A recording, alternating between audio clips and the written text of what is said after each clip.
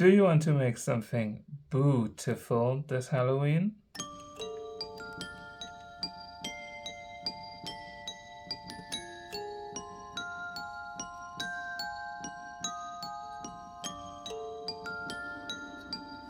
Hey there, and welcome to the Totally First Crochet channel. My name's Thomas, and in this tutorial I'm going to show you how to make such a beautiful doily for Halloween. Now the technique for this is called filet crochet, and whenever you have like those holes and things in it, you can create the most beautiful motifs and designs for your crochet work. And I always wanted to know how filet crochet would work for granny squares. This is a big giant granny square, and that's why I also called it the granny with 12 skulls, because we have 12 skulls on there. And as you can see, I will just place it on my table, which just by coincidence is a square as well. So if you're into learning something new and stunning just like this, you've come to the right place. There is also a PDF in the description where you can find the pattern and some instructions for you to create your own super gorgeous, extra big granny square in filet crochet. So let's get ready to create something beautiful. So let's bring this granny with 12 skulls to life. And here's what you need. First up, the pattern. You will find a PDF in the description to download this pattern. And as you can see, it only shows a quarter of the big granny square, mainly because all 4 quarters are the same. So make sure to download it, keep it on your phone, or use page number 2 of the PDF to print it out, just like I did it.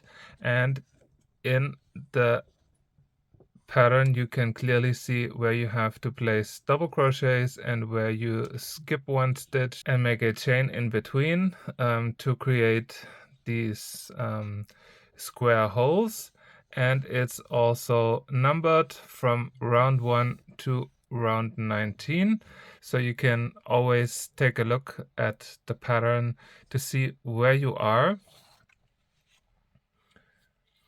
Then, of course, the yarn. I'm going to use rainbow cotton from Hobby. It's an 8/6 quality, so it's a little bit thinner than the one that I usually use. And they say that I would need a 3 to 3.5 millimeter hook. And I am going to go with a 3.5 millimeter hook, mainly because I want to have it a little bit more stretchy, so that it's easier in the end to block everything. Then for the very end, a yarn needle, of course, to sew in the very last end, basically. And of course, some scissors. And later on, once you have your Halloween doily, the granny with 12 skulls, I would also recommend you to have blocking mats or blocking pads to block the whole thing out, to make it as straight as possible, and also to keep all the lines almost symmetrical. In my case, it worked pretty well, and this would just give like an overall more refined look. You can also iron it, and which is the great thing about using cotton, and then always have it super flat and even. But that's just a recommendation. If you're interested in blocking crochet work, I have a video on my channel, and I'm also going to link it somewhere up here, so you can check it out and get yourself some blocking mats from Amazon, for example, to block your crochet pieces. So enough talking, we can start, and I will start by releasing the yarn. which is already tangled up, so it's probably going to be a real Halloween project with lots of things happening. Hopefully not, but we'll see. And I'm still not sure if my skeins of yarn, I have 2 of those in the orange, will be enough for this tutorial, but we'll see. So we start as I would usually do my granny squares with a magic circle, and I do them like this, as if you would do a slip knot, and then I would take the yarn end and pull it through the hole in the center like this, and then close my slip knot, take your hook, tighten the loop on your hook, and here we go, the magic circle. No curse on this so far. All right, then we would start with our first element. I'm going to place this a little bit up here. So basically round 1 is like a regular round of granny squares with 4 granny clusters. The only difference are the corners. For each of the corners throughout this entire tutorial, we will do a chain 3 instead of a chain 2, mainly because we always need this middle chain to connect then later on the other squares, and this makes it a little bit more easy. And the first stitch we do is, of course, a fake double crochet. So you go in the magic ring, grab the yarn, pull it through, yarn over, and pull through both of the loops as if you would do a single crochet. And then we will go into the front loop, yarn over, pull through, 2 loops on your hook, and then yarn over again and pull through, and you have your fake double crochet. Now to finish the first cluster, we make 2 more double crochets. So you go in the magic ring, grab the yarn, pull it through, 3 loops on your hook, yarn over, pull through 2, yarn over, pull through 2, and 1 more double crochet like this, and the first cluster is done. I'm not sure if this is light enough. We'll see. Then we chain 3, as I mentioned before. Each corner has a chain 3. Then we make our next granny cluster with 3 double crochets. 1,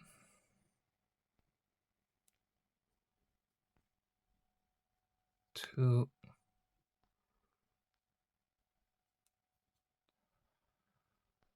and 3. Then again chain 3. And those who know me know how much I hate the sentence chain 3, but in this case we just have to.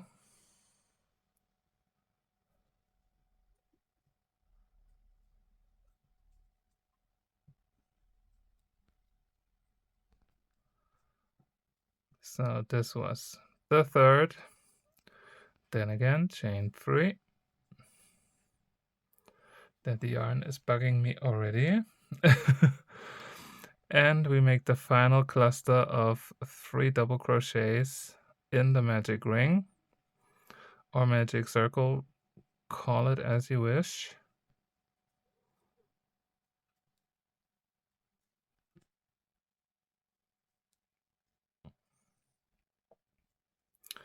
Here we go. Now we have the 4 clusters for the first round, and now we are going to close it, and the way we do it is the same how we close each round following.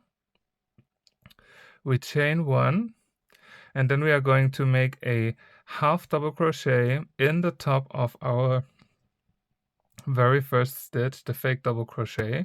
So you yarn over, go into that top part, yarn over, pull the yarn through, 3 loops on your hook, and now yarn over again and pull through all 3 of them. Like that we will get the starting point for the next round always in the center of the corner. You can now also tighten up the magic ring in the center by pulling the yarn tight, and we are basically done with round number 1, this part here. And we can now continue with round number 2, and round number 2 is basically a full empty round where we always have a double crochet, then a chain 1 space, then double crochet, chain 1, and so on until we arrive to at the end of the round, and the same goes for round 3. And the way how to start such a round is we chain 4, 1, 2, 3, 4. So the first 3 stitches represent my very first double crochet here, and then the chain 1 is already that first chain 1 space, so we can continue with the next double crochet, which sits right on top basically here of our fake double crochet from the previous round. So we can go back into that fake double crochet top part, grab the yarn, pull it through, and place a double crochet up there. Then we have a chain 1 space and we skip the next stitch down here, and then we have the next double crochet, which is on top of the 3rd double crochet from the previous round, and we make our next double crochet in there in the top, so you yarn over.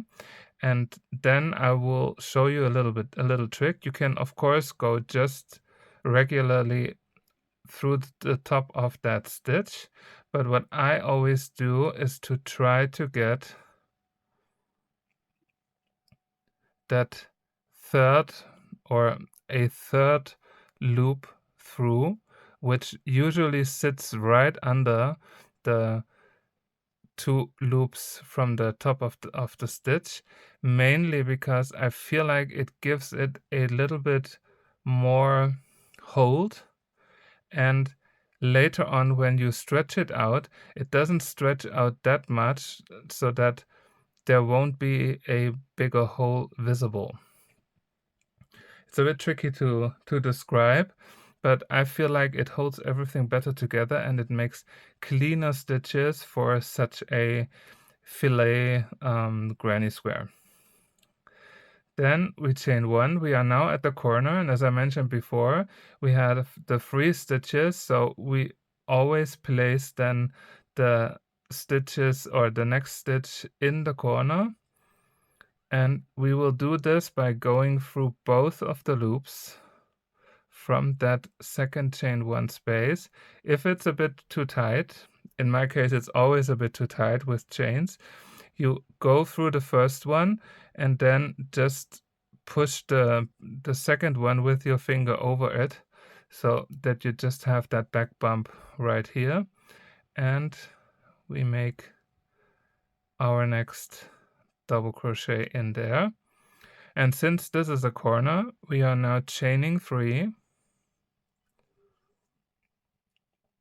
and now we basically continue the same pattern like we just had it on the next side. So we yarn over and then go into that same stitch from the chain 3, from the second stitch from the chain 3,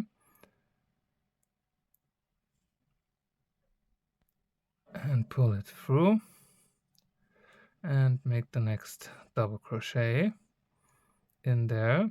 Then we chain 1, then we go in the top of our first double crochet from the next cluster, and again, if you press your hook somewhere here, if you would go through the top stitches only, you would go here from the front and push it through. If you go a little bit lower and then just push it a little bit towards your finger, You usually get that third loop automatically and can then place the double crochet, chain 1, and here we go.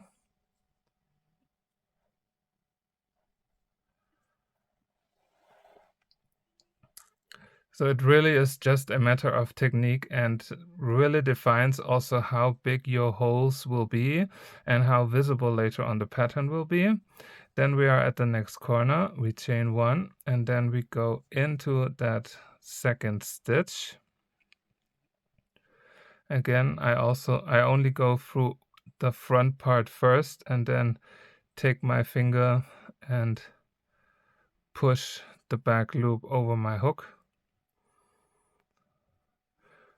Sometimes I don't even bother to get them in one go.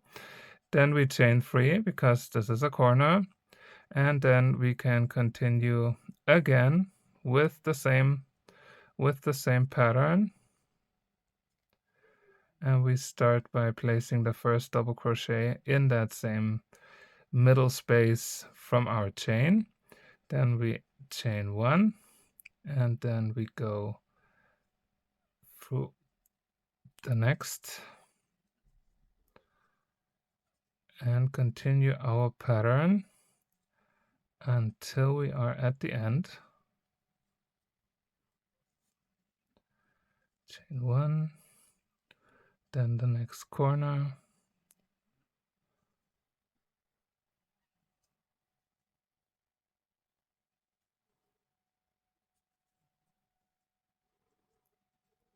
then chain 3,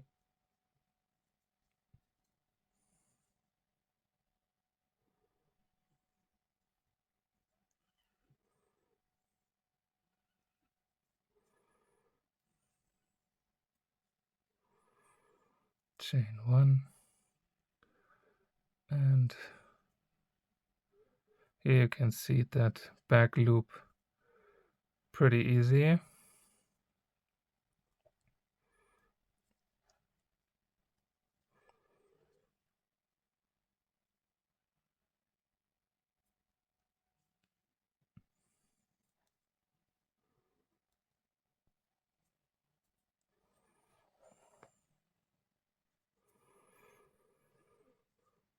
Chain 1, and now here we have the part that we did before with the chain 1 first and then connecting the end and the beginning with a half double crochet.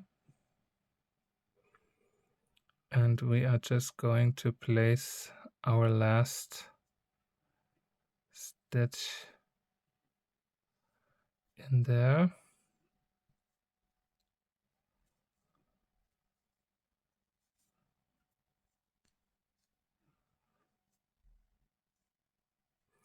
And now we are basically at the end, and we do it exactly the same way as we did it before. We chain 1, and then we make a half double crochet into the third stitch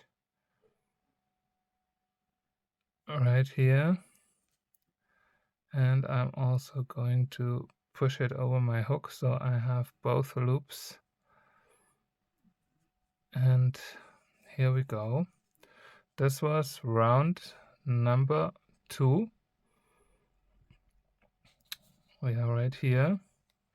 Here you can also see how it later on then looks like. And we continue with round number 3, which is going to be the exact same thing as we did before. So we chain 4,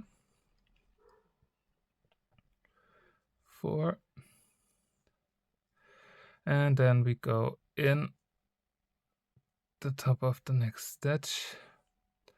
And now it's also easier because now you can see like this sort of a grid, so you know where to place the other squares, basically always at the top of the previous one.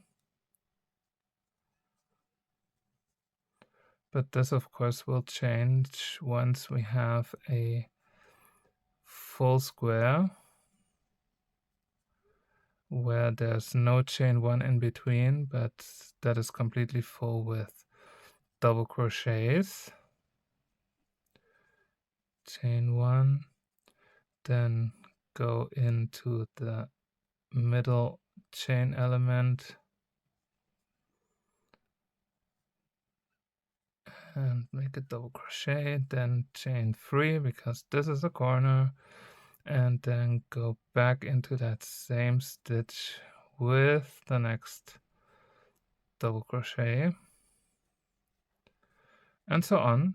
And I'll meet you once I'm ready to close round number 3, because then I think it might get a bit more interesting when then our pattern and the first skull starts.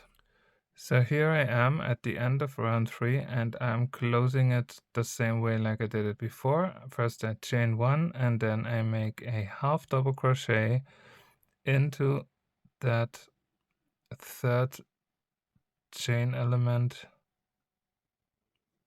if I get it. Here it is. To close the round. And this was round number 3. So you get like this meshy granny square, and when you drag a little bit on the corners, you can see that pattern come to life. So now it gets interesting, because now we are moving on to round number 4, where we have like 3 full squares here. So it's 1, 2, 3, 4, 5, 6, 7 double crochets in a row, and let's get to it. So again, we start by chaining 4, and then we continue with 2 double crochets. So the first one in the top of the previous, chain 1, then the second one,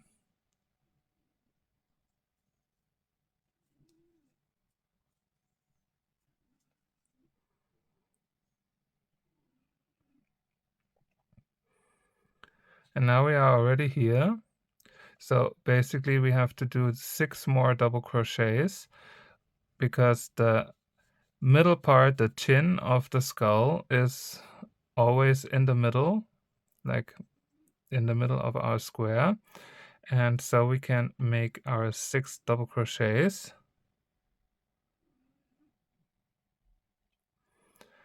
And that is why we place the next double crochet into our chain 1 space, or in that chain 1 from the previous round. And here we all again go through both, go under both of the loops.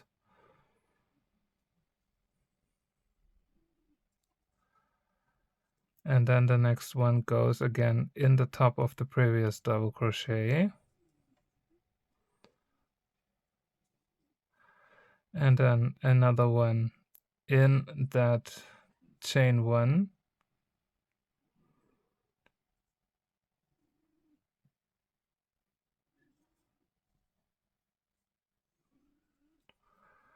And in the top of the next stitch.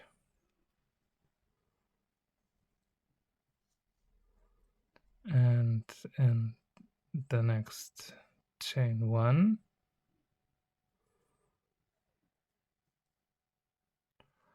And in the top of the next stitch. And now we should have 7 double crochets in a row. Here they are, 1, 2, 3, 4, 5, 6, 7. And then we can continue with our mesh fillet pattern.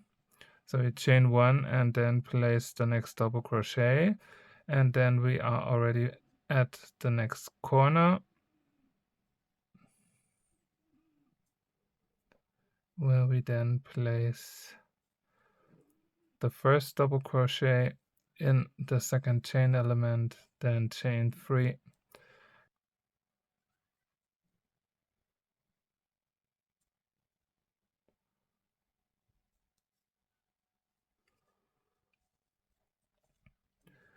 Then we chain 1, double crochet on top of the next, and one more,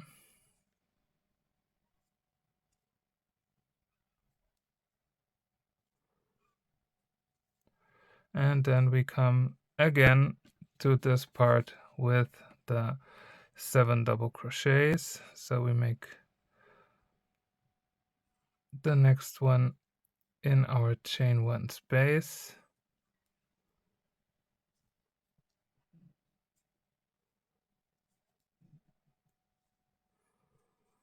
and continue until we have 7.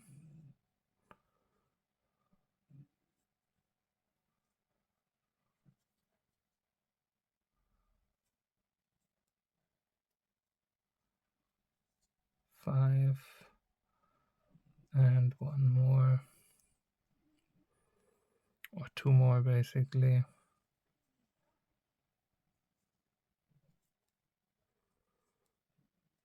And here we go, the next full line, and I will meet you once I'm back at the beginning or the end of round 4, and I will go with you through the first part of round 5, and then I'll leave you to it right until we are at round number 9, because then I will show you how to start with a full set of double crochets, because that, in my opinion, works a little bit different than starting with a blank one. But let's just finish round 4, and then I'll be back for round number 5. So I just finished round number 4. Here's how it looks like. And now we can continue with round number 5, which starts exactly like round number 4, and then we are going to place full double crochets on each sides of the previous 7. So we chain 4 again, and then make our first double crochet,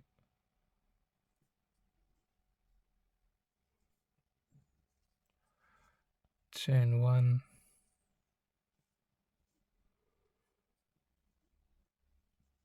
and then we are right here, so we need 3 double crochets. So we go in that first, or into that chain 1 space, and then in the top of the previous, and then basically we chain 1, skip 1, and go into the stitch after that, chain 1, skip 1 stitch,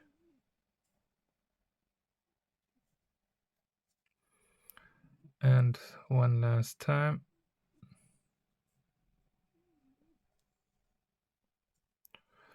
and then we make a full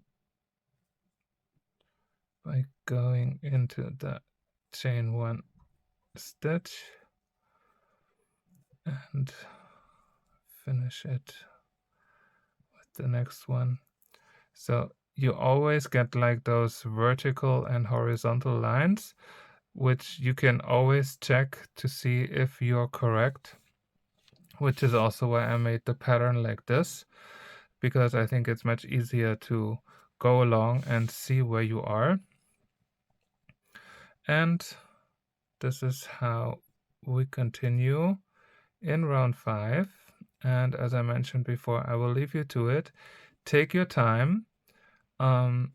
Really take your time. Don't rush it, because if you then later on find out that there has been a huge mistake somewhere and the stitches don't add up and things like that, it's so much work and it needs a little bit of concentration to do it.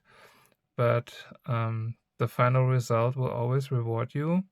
So make sure to take your time and to check yourself more than once just to be sure that everything is correct. When I made the big one, I think I had to open it 4 times in total because I always found some mistakes where I was just rushing or crocheting too sloppy, and sometimes you miss the chain 1 in between, and it can happen very fast, and it's such a pity when you then have to open like 5, 8, 12 rounds. So take your time, have fun, and I will meet you at the end of round 7 to show you how to start round number, no, and I will meet you at the end of round number 8 so I can show you how to start round number 9 with the 3 double crochets. See you. So here we go. I'm at the end of round number 8. Here's how it looks like. The first round of 4 skulls is already visible. And now we are going to close round number 8 with a chain 1 and then a half double crochet in the 3rd chain, like that. And now we come to that part where we would start with a full segment with 3 double crochets. And the way we do that, before we did a chain 4 and now we do just a chain 3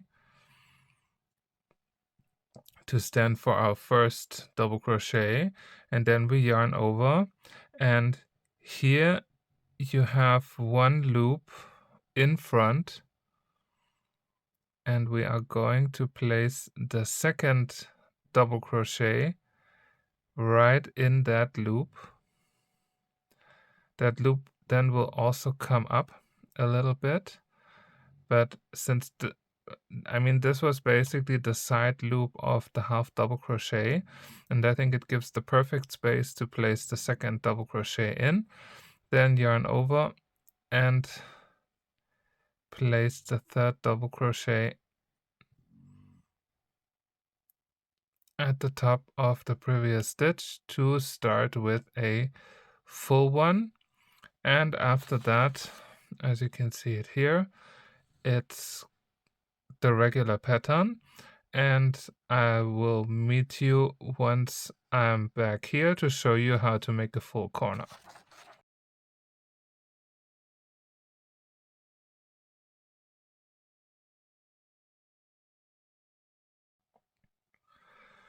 So now I'm at the corner, and remember we had a chain 3 in the corner, and to make a full corner we yarn over and place the first double crochet in the first chain element, and then the next double crochet in the middle chain element,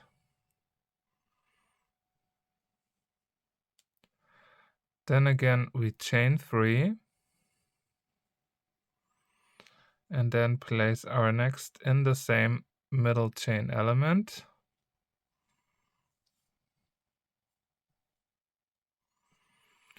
and then in the 3rd chain element the next double crochet. Again, if it's too tight and you can't get it, just go through 1 loop first and then push the back loop over your hook, and the last one goes in the top of the previous double crochet, and like that you get a full corner, and from there you continue all the way through right until you reach the end of round 19. Take your time again and I'll meet you once we're there. Good luck.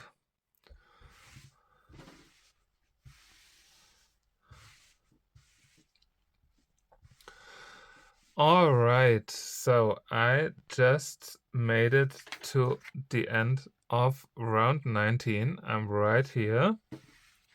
I just also made my last double crochet in the last corner, and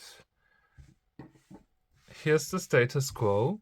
As you can see, it definitely curls a little bit, or it's just a bit wavy, but that is mostly because of the tension of the yarn, and this will get rid of once we block. But I'm just so in love with this pattern and the individual skulls, the 12 skulls in total. And I also love the color. This will look just perfect on my super dark living room table. And now I'm going to finish round number 19 and add one last round, which will then be our 20th round, which will be to add a little bit of a border, a simple border around it, before I will then take this piece to the blocking. And let's continue. So we are going to finish this round by making a chain 3, and then I will just slip stitch in the top of the first chain 3 where we started round number 19, and I'm just going to slip stitch, because now we can directly start with the border, and for that we are going to chain 3 again. Then we do a slip stitch in the next stitch, like that, and then we go into the next stitch with another slip stitch before we then continue with our chain 3, and then going into the next stitch with a slip stitch, then slip stitching into the next stitch, then chain 3 again, and into the next stitch, the slip stitch, and we do this all along. So you always have chain 3, and then basically 2 slip stitches in the following 2 stitches before then starting over with the chain 3, and this will give you a sweet and simple border all around it.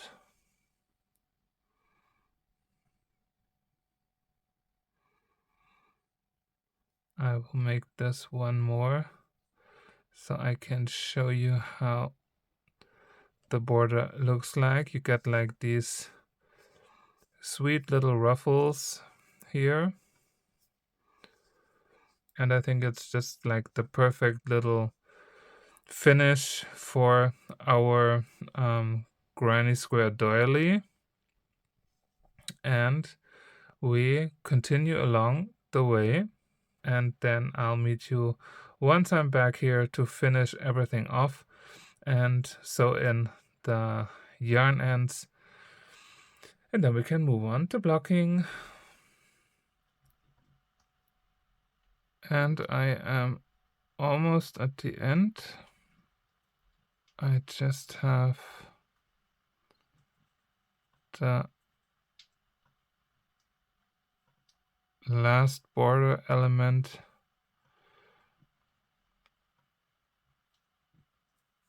ahead, so I chain the 3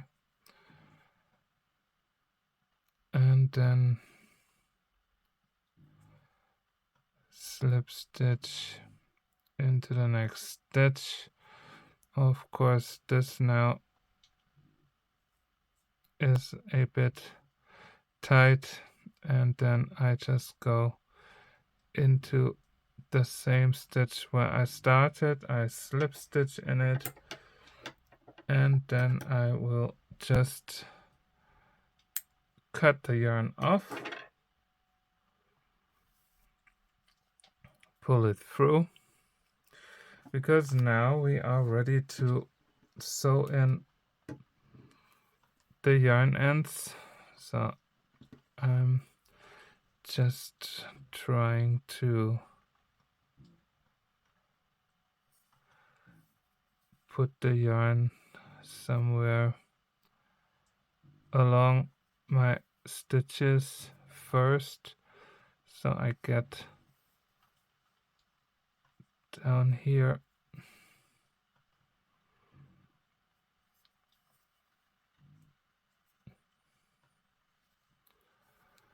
and incorporate my yarn.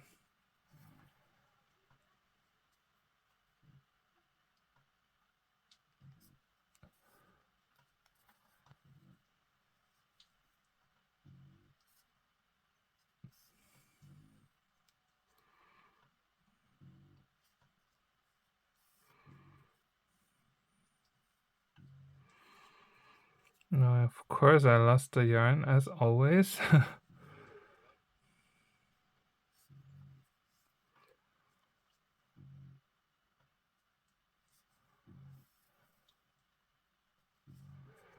And I think this is where I leave it. I'm now going to take the yarn end to the back side, and I will just go through some of the stitches just to make sure.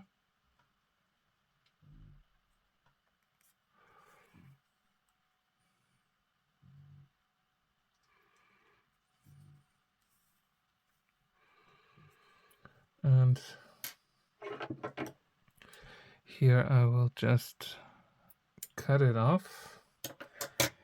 And the last thing is, from the beginning, if you have made the magic ring the way I do it, then you can just cut it off.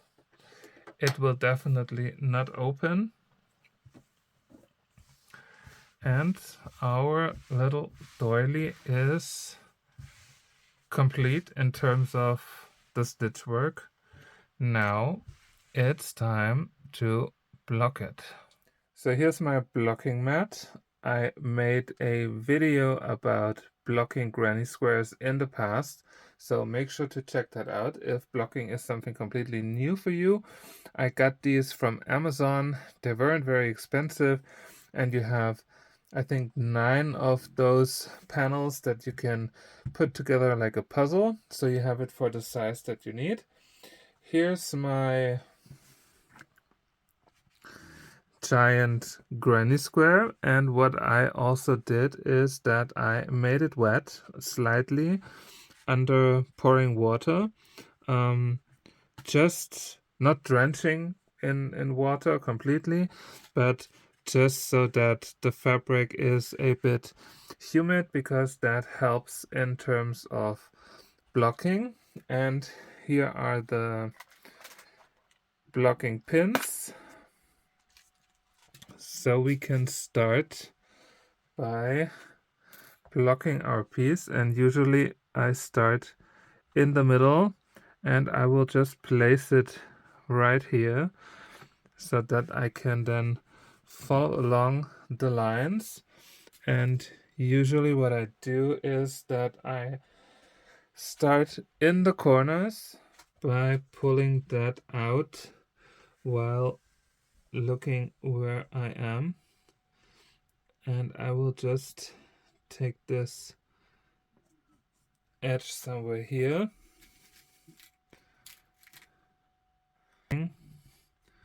along our centerpiece,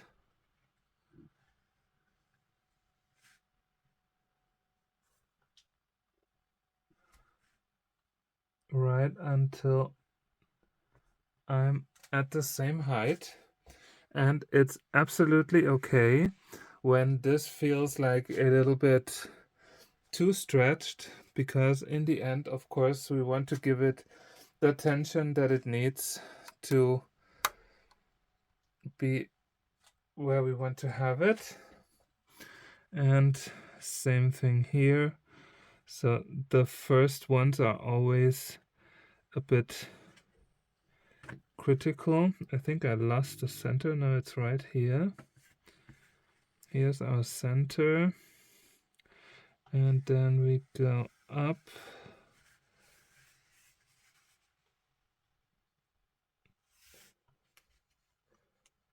Right until we're here. I hope this is right. I think I have to go one further. Right here.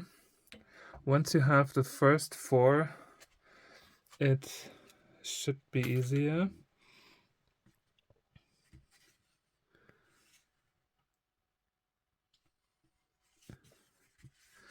Because now you have it like symmetrical on all sides, and can then basically start by aligning everything. And then the next thing would be to take our middle part here and just push it along the line. I think somewhere here. No, that was too far. So it's rather here. And this is basically how I continue blocking this piece until everything is all flat and stretched and symmetrical. So I will meet you once I have it, and then tell you how to continue. So I am done blocking everything, and I will leave this to dry for 1 or 2 days just to be sure, and then everything should stay perfectly in place so I can put it on my table. So I'll see you once drying is done. So I let it rest like this for the last 48 hours, and as you can see, it didn't move at all. And normally this now should be enough to keep it flat. If it still gets a bit wavy once we released it from the blocking mat, of course you can always flat iron it and have it all flat and straight. But for now, I will leave it like this and start removing those needles, and the piece itself will definitely still move a little bit, and this is absolutely normal. So once I have it released, it's good to go on my table.